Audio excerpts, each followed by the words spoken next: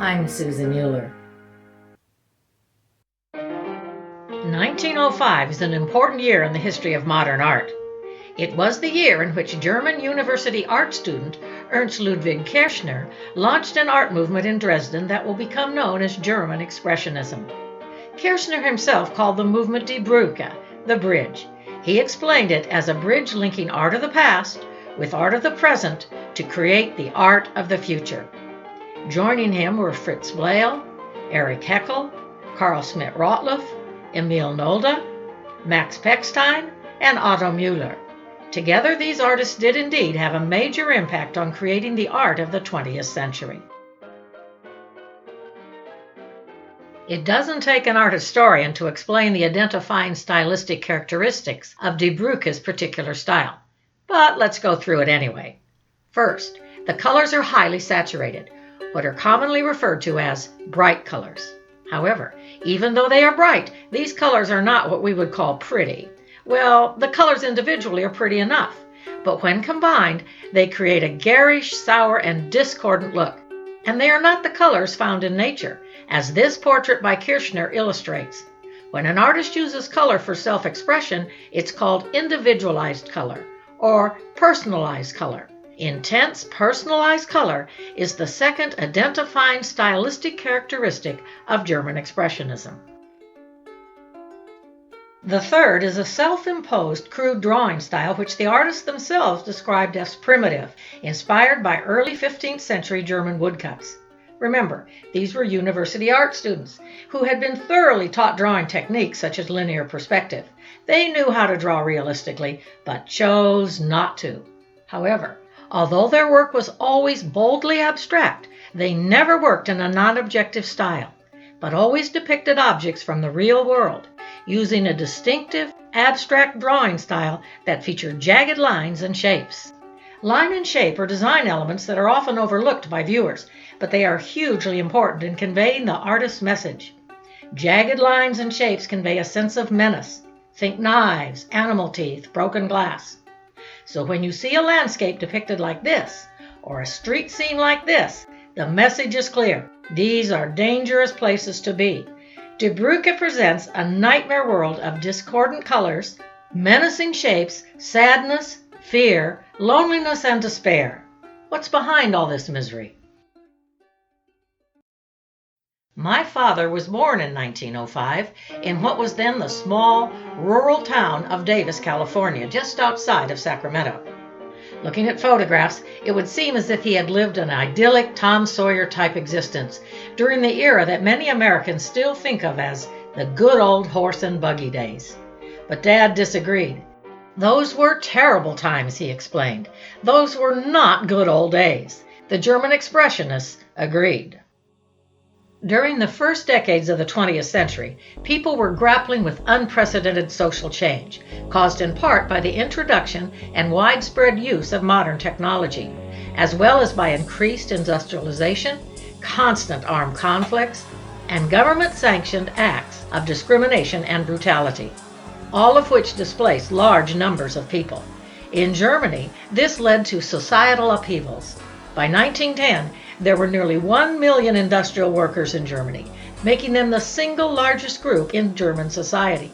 But they were poorly paid, lived in substandard housing, and faced harsh working conditions, a perfect breeding ground for resentment against the rich industrialists, as well as the titled aristocrats from the old order, who still ran everything and exploited the workers. To be fair, Die Brücke artists were not downtrodden industrial workers or immigrants seeking a better life. No, they were recently graduated university art students who caused a lot of their own angst by living a very bohemian lifestyle. You are probably familiar with the Broadway musical Cabaret. This is the lifestyle Die Brücke artists chose to live, with all its drinking, drug-taking, casual sex, and general decadence. And it took a toll on their mental health. What is referred to in Cabaret as divine decadence is another stylistic characteristic of German Expressionism. In 1911, a second group of German Expressionists was formed in Munich, calling themselves Der Blaue Reiter, The Blue Rider, it was founded by the Russian artist and college professor Vasily Kandinsky and the German artist Franz Marc. Kandinsky believed that blue was the color of spirituality, something he explained in his 1911 book concerning the spiritual in art. Unlike Die Brücke, the Blue Rider was a loosely knit and ever-changing group of artists from throughout Europe and the United States. These artists had different approaches to art and worked in many different styles, but they all used highly saturated, personalized color and shared the common goal of promoting modern art, although they had a more positive outlook on life than Die Brücke. And they created non-objective art, as well as art based on real-life subject matter. Based on a concept they called lyrical abstraction, the work of the Blue Rider is imbued with deep spiritual meaning. Stylistically influenced by the geometric forms of Cubism and Italian Futurism, like Die Brücke, the Blue Rider artists also looked to late medieval woodcuts and folk art, as well as to medieval stained glass for inspiration. In 1914, at the outbreak of World War I, Kandinsky, a Russian citizen, was forced to return to his homeland. Then, following the deaths of two of their leading members in combat, August Macke in 1914 and Franz Marc in 1916 at the Battle of Verdun, Der Blaue Reiter was dissolved. Die Brücke also broke up during this time, not because of the war specifically, more because of Kirchner's contentious 1913 book, Chronicle of the Die Brücke Art Movement, which many considered highly subjective and inaccurate. Be that as it may, German Expressionism, the style as well as the artists themselves, remained active all throughout the war and even gained in strength, laying the groundwork for a new generation of avant-garde experimentation and abstraction that will arise during the 1920s. World War I ended in Europe on June 28, 1919, with the signing of the Treaty of Versailles. This treaty imposed harsh penalties on the Germans, who of course had lost the war. The monetary reparations alone were roughly equivalent to $442 billion in 2023 US dollars. The war and its aftermath took a terrible toll on the German economy as well as on the Germans themselves, darkening their mood, which, as we have already seen in pre-war German Expressionism, was pretty dark to begin with. However, the arts flourished. A second wave of German Expressionists, which included Kathy Kollwitz, Otto Dix, and Max Beckmann, created prints and paintings documenting the horrors of the war and its lasting impact on survivors.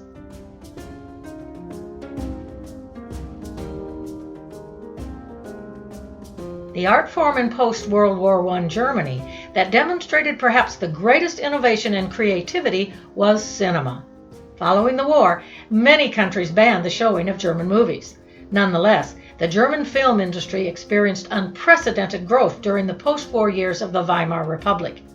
Many of these films, like the atmosphere in Germany itself, focused on crime, horror, and a dystopian view of the future.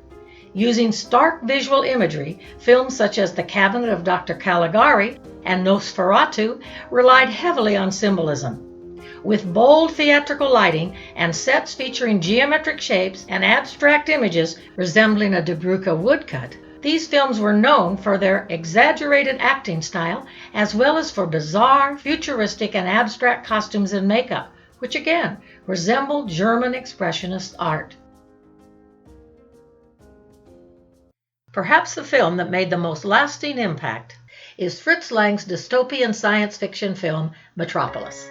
The plot is actually pretty silly and almost impossible to follow with its set of stock characters. The real Maria and the fake Maria, who is actually a robot and wears more makeup. A mad scientist and a greedy industrialist with a handsome hero son, and lots of Christian themes. However, the futuristic set, innovative special effects, and space-age costumes were way ahead of their time and have been copied ever since. And not to be overlooked is Joseph von Sternberg's The Blue Angel. Set in the smoky decadence of a German cabaret, it stars Marlene Dietrich. Her character is, of course, the inspiration for Lily von Shtupp in Mel Brooks' classic Blazing Saddles. So what happened to German Expressionism? Well, Hitler declared it degenerate art in 1937 on the grounds that it was an insult to German moral values. Artists identified as degenerate were dismissed from their university teaching positions, forbidden to exhibit or sell their art, and in some cases even forbidden to create art at all. Over 5,000 artworks were seized, including works by Van Gogh and Picasso. Emil Nolde, however, holds the record. 1,052 of his paintings were seized, and he was forbidden to create any more art. He did not comply. Much of the art confiscated was burned. Some of it was sold, and a good many pieces have simply gone missing and may yet turn up. As for the artists themselves, as amazing as it may seem, none of them ended up in concentration camps. And only Kirchner, Kandinsky, and Kollwitz did not survive the war. Kirchner may have shot himself, and both Kandinsky and Kollwitz died of natural causes. Kandinsky was 78 and Kollwitz was 77, so it was not unexpected. The rest resumed their careers. For the 10-Minute Professor, this is Dr. Susan Ray Euler. Thanks for tuning in.